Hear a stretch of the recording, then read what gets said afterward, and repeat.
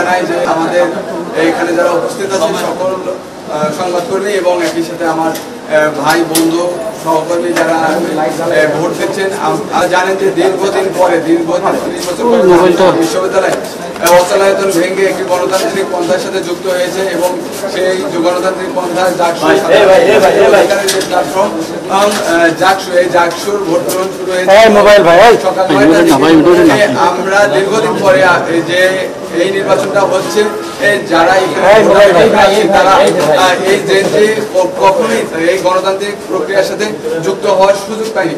প্রথমত ভোটার এবং প্রার্থী হওয়ার ফলে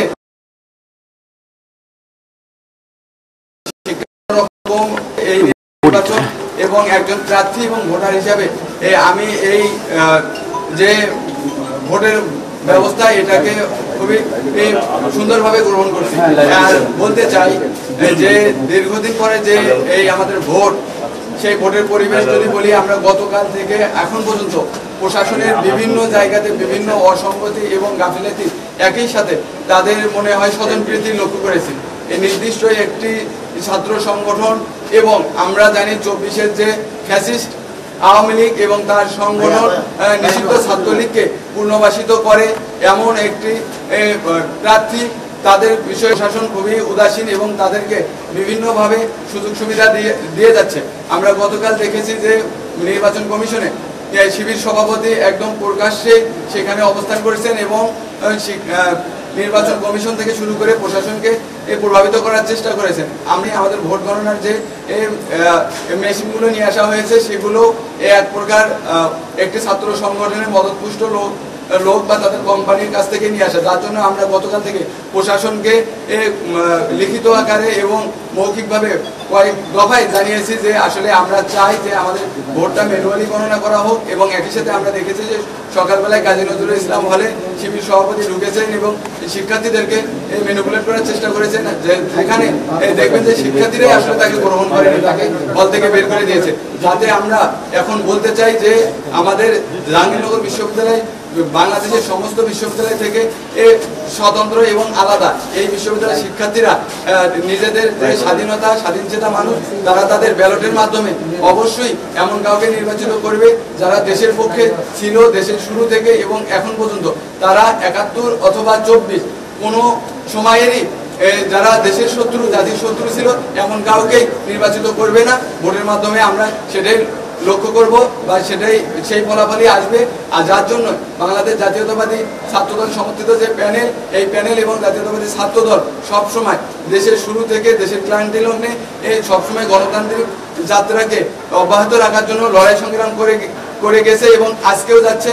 যার জন্য আমরা আশাবাদী যে আমাদের বিশ্ববিদ্যালয়ের শিক্ষার্থীরা তারা সবকিছুর ঊর্ধ্বে গিয়ে জাতীয়তাবাদী ছাত্রদলের যে প্যানেল, সেই প্যানেলকেই ভোট দিয়ে জয়যুক্ত করাবেন এবং বাংলাদেশের পক্ষে থাকবেন, বাংলাদেশের পক্ষের শক্তিকে জয়যুক্ত করাবেন। ডাকসুতে আমরা দেখেছি যে শিবিরের সহযোগিতা বেশ বড় ব্যবধান।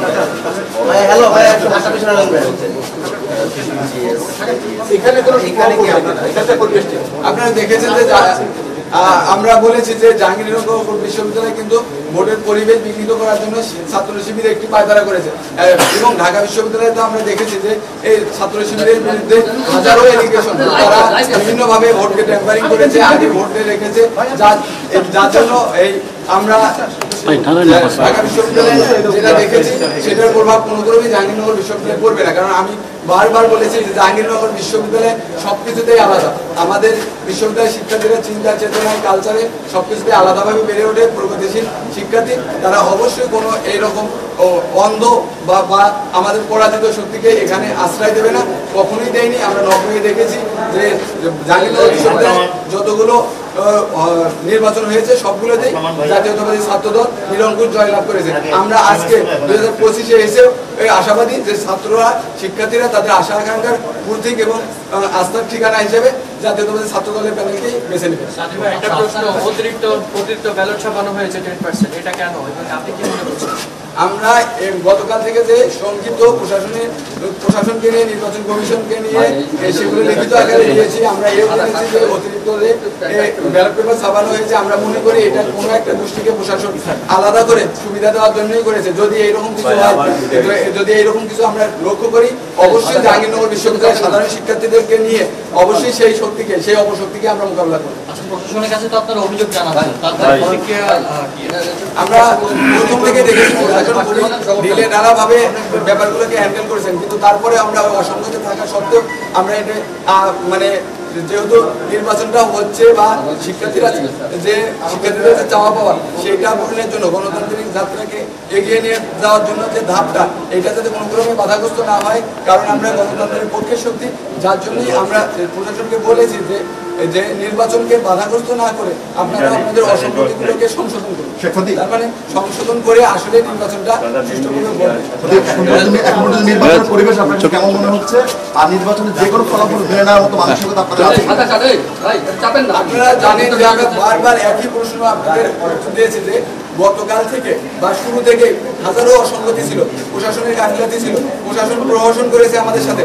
তারপরেও আমরা প্রশাসনকে এগুলো আমরা যেহেতু চাই পরিবর্তিত রাজনীতি, আমরা প্রশাসনকে সংশোধনের জন্য প্রশাসন এই ব্যাপারগুলো খুবই সুন্দরভাবে যাতে হ্যান্ডেল করে, শিক্ষার্থীদের সাথে এবং প্রশাসনের যাতে একটা দৌরত্ব তৈরি না হয়, কোলাবোরেশনের মাধ্যমে যাতে সুন্দর একটা ইলেকশন হয়, সেই ব্যাপারে আমরা বারবার বলেছি।